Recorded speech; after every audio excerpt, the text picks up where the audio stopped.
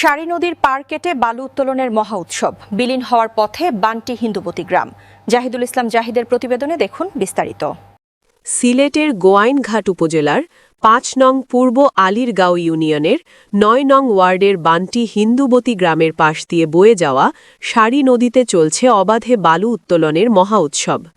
স্থানীয়দের অভিযোগ, নদীর তীর কেটে ও ড্রেজার মেশিন বসিয়ে প্রতিদিন গভীর রাত থেকে ভোর পর্যন্ত বালু তোলা হচ্ছে।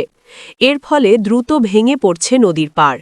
হুমকির মুখে পড়েছে বসতঘর, রাস্তাঘাট ও আবাদি জমি। সরেজমিনে দেখা গেছে নদীর একেবারে কোল ঘেঁষে চলছে বালু উত্তোলন। ভারী যন্ত্রপাতির কম্পনে মাটি ধসে পড়ছে নদীগর্ভে। ইতোমধ্যে কয়েকটি পরিবার ঘর সরিয়ে নিতে বাধ্য হয়েছে বলে জানান এলাকাবাসী। গ্রামবাসীর আশঙ্কা, এভাবে চলতে থাকলে খুব শিগগিরই পুরো বান্টি হিন্দুবতী গ্রাম নদীগর্ভে বিলীন হয়ে যেতে পারে। তারা দ্রুত প্রশাসনের হস্তক্ষেপ ও অবৈধ বালু উত্তোলন বন্ধের দাবি জানিয়েছেন।